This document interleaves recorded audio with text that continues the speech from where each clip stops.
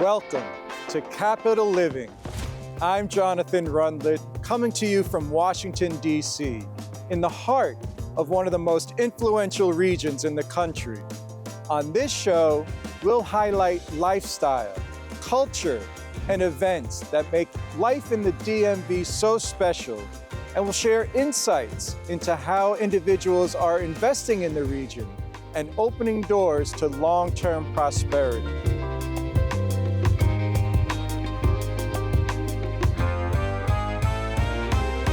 This is Capital Living, where community, opportunity, and smart growth come together.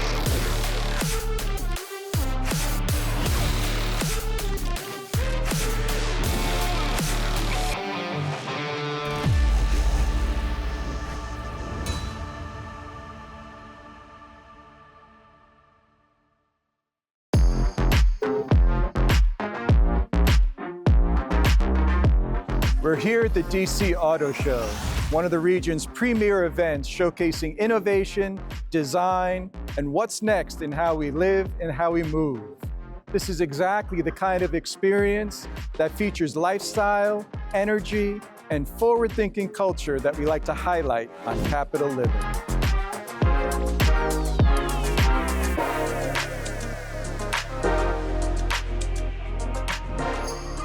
Transportation plays a huge role in how people choose where they live and work.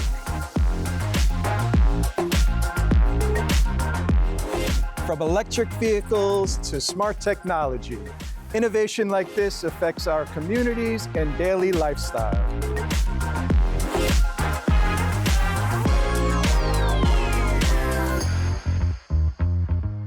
Events like this showcase how the DMV continues to attract investors, talent, and forward-thinking ideas. Let's go back to the future.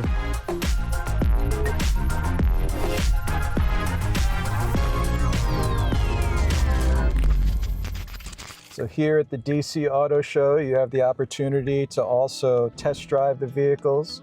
We're now test driving the Model Y Tesla, fully autonomous, self-driving.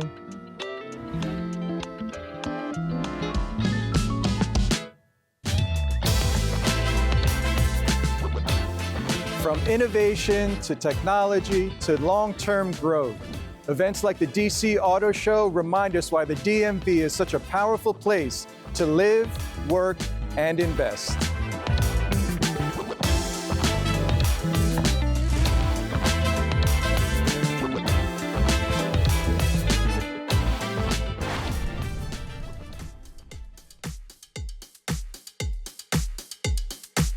Welcome to Capital Living. I'm Jonathan Rundlet, and we're here today in a beautifully staged home right here in the DMV. Now, what you're going to see today is the finished product, but before this house went on the market, it was completely vacant. And that's exactly what we're going to show you, is how professional staging can transform an empty house into a home that buyers can instantly connect with. Joining me today will be Sharon Sylvester, a professional home stager who's going to share her insights with us on her strategy, design ideas, and how staging is a powerful force that can help a home sell for faster and for stronger value.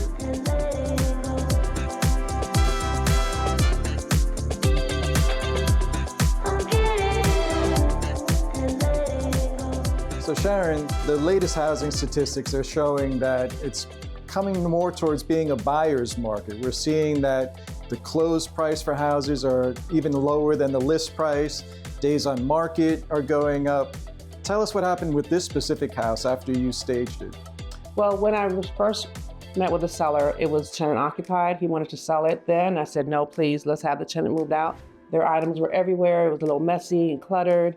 Then when the house was totally vacant, he was ready to go. And I said, no, this is not going to excite a buyer, these empty rooms, these walls and floors. Let's stage it. And then, trust me, the staging will make a huge difference. We staged the home in a day. We put the house on the market actually on a Saturday. And that day we received 3 offers. We went through the weekend. We had over 100 people come through, 9 offers at the end, and all offers were well above asking price. Wow. So the staging worked and the seller was more than happy with the results.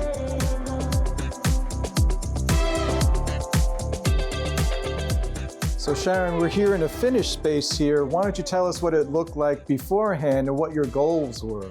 Well, this is the living room, and you want to make sure that people understand how to use the space. There were actually children's toys here, lots of belongings, boxes. It just wasn't an inviting space for a buyer to see the first time. I decided to use elevated pieces to show you that this is the formal living room and to get buyers excited when they walked in.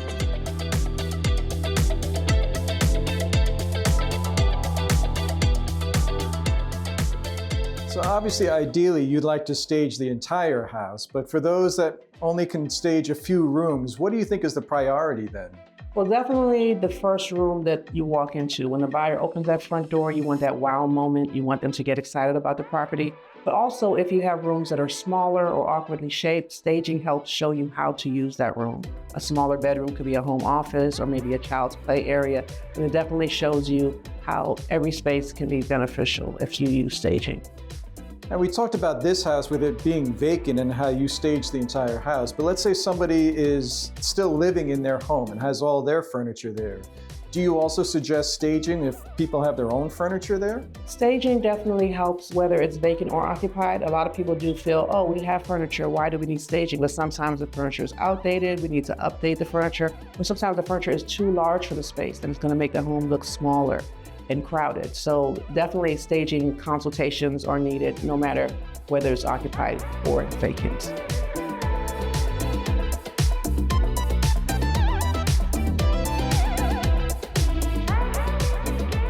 So what do you think is the biggest mistake homeowners make when they're trying to sell a house themselves, if they either stage it themselves or they leave it vacant?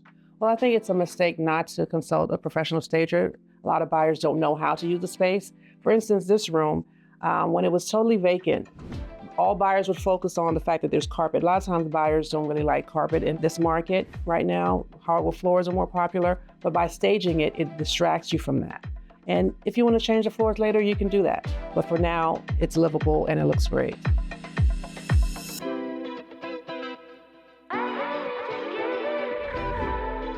So if you had to say one thing as far as what the power of staging would be, what would your message be?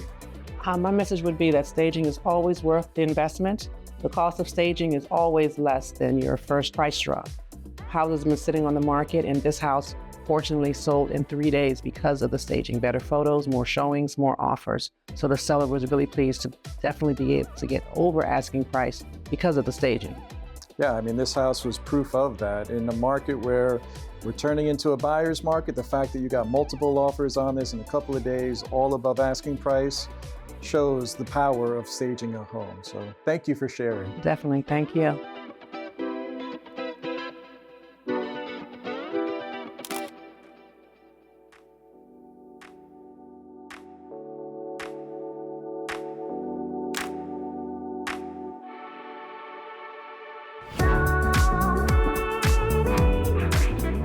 Seeing the before and after truly shows the impact that staging has on how the way a home is experienced. It's not just about the furniture, but giving the buyer that ability to envision their lifestyle the moment they walk through that door. Whether you're thinking about selling, investing, or just want to see the way that presentation has an effect on value, staging truly opens the door for opportunity. I'm Jonathan Runlet, and this is Capital Living, where we explore lifestyle, community, and building prosperity across the DMV.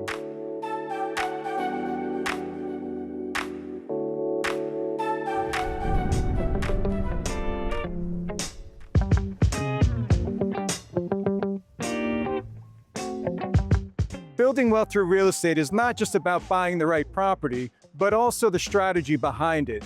And that's where today's guest truly stands out. With over 30 years of experience, Abera Okoye with Wealth Building CPA has been helping investors navigate the ever-changing financial landscape with confidence.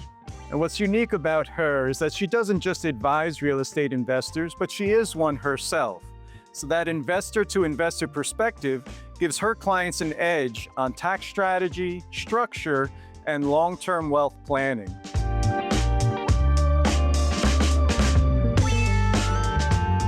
Abera, great to see you. Thank you for being with us today. Thank you for having me. So our viewers know that the DMV is a hot area. What makes this market so resilient? This market is resilient because of employment, strong demand, and long-term appreciation. This is the reason why the DMV, the Washington area, is a very strong market. So it's a great market, but what's the key to investors beyond just opportunity? Beyond just opportunity, we have to look at structure, we have to protect, and we have to build what we have if you're going to make this sustainable in the long run.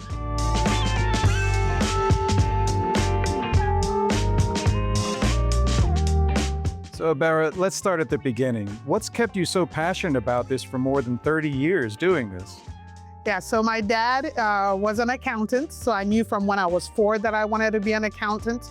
So for past 35 years of being a CPA, I've been passionate about this because I love numbers. I love working numbers. I love working the books for people. And what made you decide to focus on the real estate investor niche? I focused on the real estate investor niche because, one, I'm a real estate investor myself, and also over the years realizing that there's 15 different or more strategies out there for real estate investors. So being able to bring out my planning hat in all kinds of situations is a reason why I really focused on this. So Abera, what are some mistakes that you see investors make over and over again? Some of the common mistakes is underestimating repairs. As you know, in this industry, we have a lot of investors who rehab properties and fix properties. That's one of the strategies. So not taking the time to properly estimate repairs or working with the right contractors who can estimate the repairs properly. Another mistake that we see is lack of entity structuring or an improper entity structuring. The way that you set up your entity determines the kind of legal and tax benefits that you get. And I understand that you've had some personal connections in your community become clients. Yes, I have 2 friends that I'm reflecting on. One is Ram. She's a nursing practitioner, a wife, a mother, community leader. And then I also have Kemi, who's also a wife, mother, community leader. And we usually talk about wealth building all the time in line with everything else that we have going on.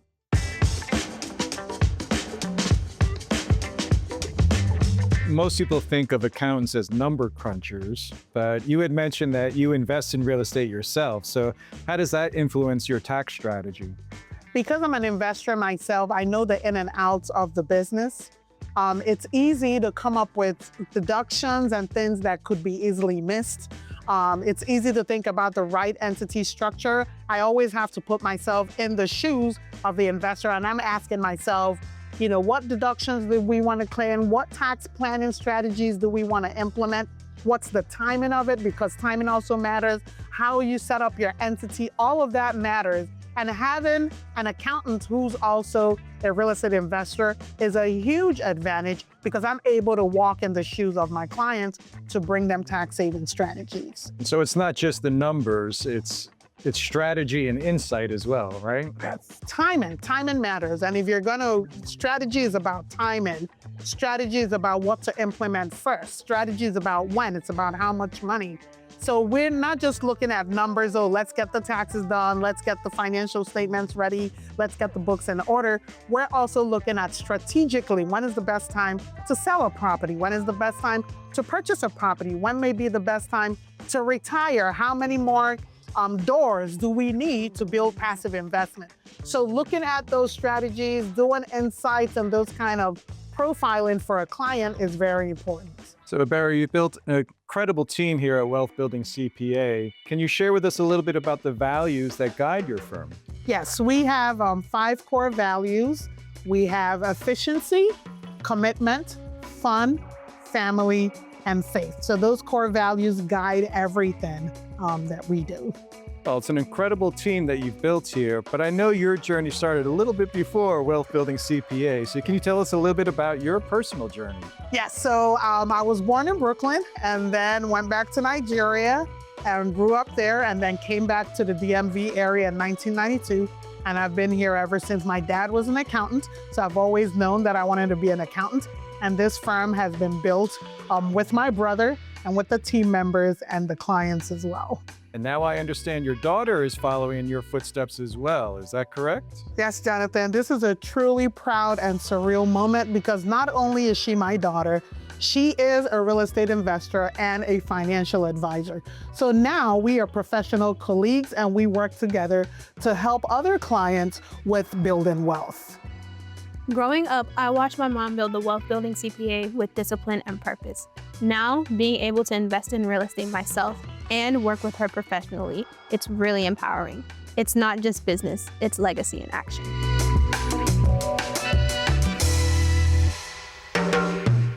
So, Abera, this has been incredible. Thank you for sharing all the insights today. If there's one last thing that you want to make sure that all investors in the DMV area know, what would that one thing be? Thank you, Jonathan. The one thing that I want investors to know is to think holistically because it's more than just taxes. It is long-term wealth building. What I love about this conversation is that it truly reinforces something that every serious investor should understand. That building wealth doesn't happen by accident. It's done with intention, with strategy, and having the right team around you. With over 3 decades of experience and real-world investing insight, Abera Okoye with Wealth Building CPA has been helping her clients go from simply owning a home to truly building wealth. So if you're serious about real estate as a long-term strategy, expertise like this can really elevate your results.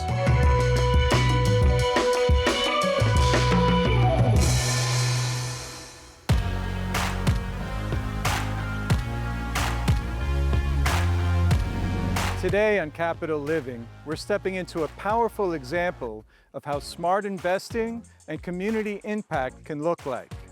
I'm here in Washington, D.C. with Dr. Joe Asamoah. So Dr. Joe, great to see you. Oh, it's been a pleasure, man. So you specialize in buying houses in D.C. and renting to great families. What got you into this strategy? Really because I feel that there's a need for that. And also real estate generally is a vehicle to build wealth. I like to hold on to houses as opposed to flipping houses. And so I figured out a formula whereby you can buy in a great location like this, a city like this, and also get cash flow and therefore build wealth over time. I'm interested in hearing more. Why don't we go inside, take a look at one of the properties? Sure, no problem. So with over 35 years of experience, you had mentioned that you found a way to get positive cash flow even in the DC market with higher property values. I'm curious, can you elaborate on the strategy that you found? Well, I've kind of stumbled upon a system. The thing about Washington, D.C. is very, very expensive. And because it's so expensive, it's hard to get cash flow. For the most part, we can get appreciation, but cash flow is really the key thing to allow you to survive. And so what I found out is that if you can have good houses in good areas, you can attract quality tenants. And I kind of stumbled upon the Section 8 program because it's a perfect program because you can get good tenants who will take care of your house, they pay their rent, and they want to stay a long time. With the Section 8 program, it's a very, very reliable income stream. If the tenants lose their jobs, they can go to the housing authority and get their portion reduced, and therefore the housing authority's portion goes up. And so essentially you still get your same rent. So that allows you to survive these ups and downs as long as you can keep the tenants in your home.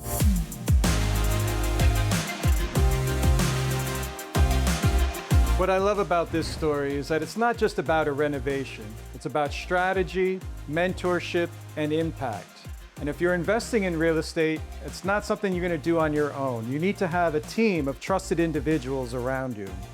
Absolutely, Jonathan. We've known each other for over 20 years now? I'm counting. Yes, and being able to refer each other, like refer clients, refer industry partners, whether it's in accounting services, property management services, having trusted people around you is key.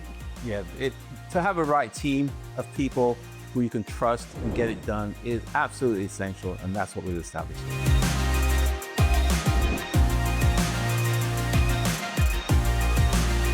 So what I love about this strategy is that it's not only a way for the investors to grow wealth, but you're also making a big impact in the communities as well. I just spoke to one of my tenants before, who just by living in one of my homes, 2 of her kids have got a free ride to go to college. And that's because they're in a better house, a better neighborhood, better friends, better school. And so you can make a huge difference in people's lives. I know you're having a class here this weekend. What inspired you to start educating others? I've been doing this for 35 years. I've made every single mistake you can think of. I've bought the wrong houses, I've got the wrong tenants, I've got the wrong contractors, I've got the wrong realtors, I've made all the mistakes possible. But I know there's a right way and there's a wrong way. And therefore, to me, there's no need to recreate the wheel. It's best to leverage on my experiences, so I like to share. A lot of people on Section 8, they've never really had something such as this. If you communicate with that person, you are 9 times out of 10 going to keep your property in good standard. We have a good communication. I can call Mr. Joseph about anything. With that, y'all, that's all I'm gonna say, y'all.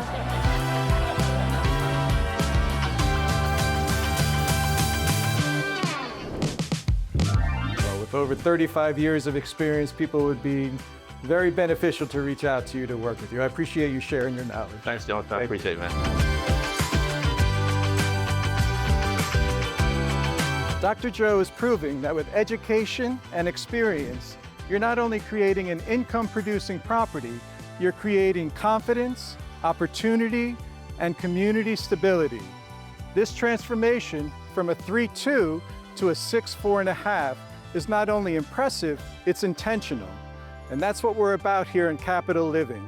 Smart investments, strong community, and the people leading the way.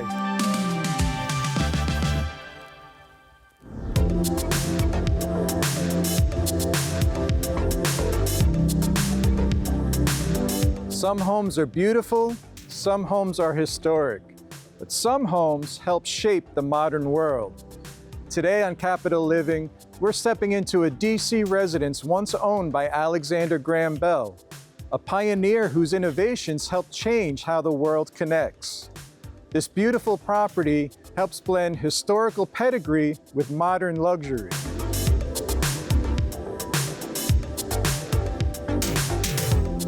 From preserved architectural details to thoughtful modern updates, this property represents much more than just square footage. This represents a legacy. Let's go explore what makes this iconic DC residence truly priceless.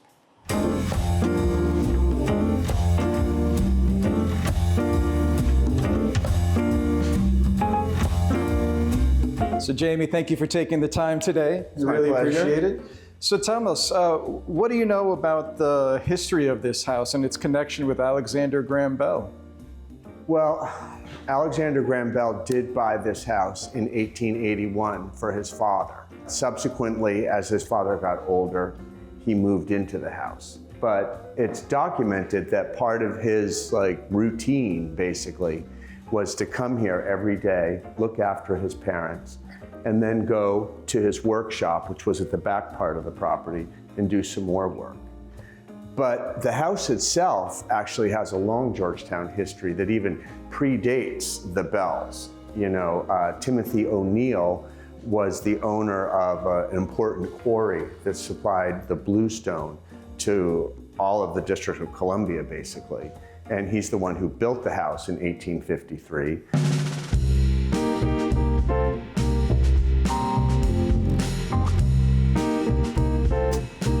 So here in the kitchen, I think this is most evident of kind of the balance of preserving original architectural style, but then also blending in modern amenities as well. So talk to me about the thought process that went on of combining both the original architectural style, but also then bringing in modern amenities to the house as well. So the house is, you know, fully electrified and plumbed and air conditioned and heated like a 21st century house. But the proportions and the scale that these things are existing in is, you know, fabulous. Right now we're in the kitchen, essentially. Have you ever seen a kitchen like this? These windows are extraordinary. The ceilings are extraordinary. We're in this big open space by a fireplace. There's room, for a couch and sofa. And at the same time, there's the stainless steel Sub-Zero and the Wolf range. So it's just a mixture of these two extraordinary things. And also, may I mention that this is on the same level as the rest of the house. How common for big, huge houses like this to have the kitchen down in the lower level, because that's the way people operated in the 19th century. But here, because of the renovations, because of the updating, this big, beautiful space is right here on the same level and right on the same level as the garden.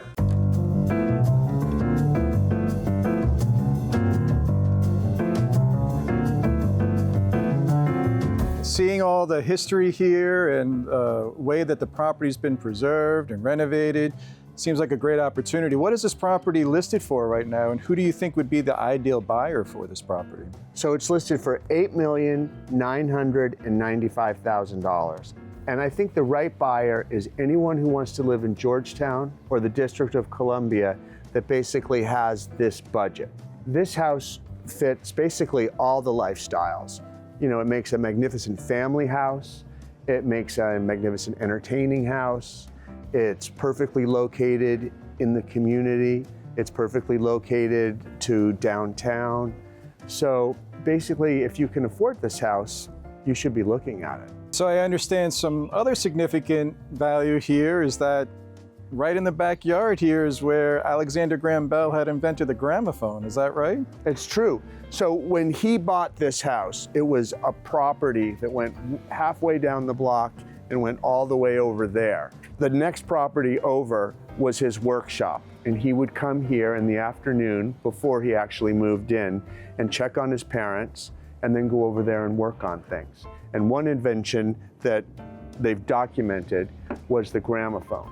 And he actually made so much money off the gramophone that he took a bunch of that money, invested it for his father's foundation, which was basically for the hearing and speech. And they built this fabulous Renaissance building on the other side of Volta Place, which is the name of this road here. And Volta Place was named for the Volta Prize, which is what Alexander Graham Bell won for inventing the telephone. So Georgetown was so proud, Georgetown's son, if you want to say, that they named a street after his prize.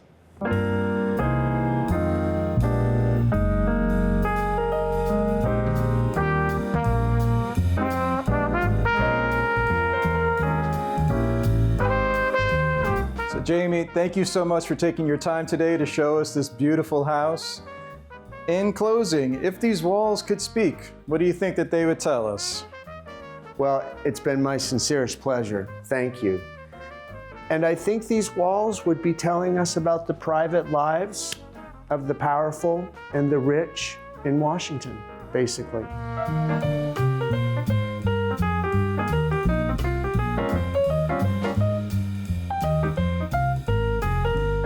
What makes this property so exceptional, it's not just its size, its amenities, or even its price point, but it's the story that it carries. This former residence of Alexander Graham Bell stands as a reminder that innovation, influence, and legacy all make their mark, sometimes in brick and stone. At just under $9 million, this property not only offers fine living in Washington, D.C., but the rare opportunity to own a piece of American history. I'm Jonathan Runlett, your host of Capital Living. Join us next time as we explore more opportunities of lifestyle, legacy, and leadership.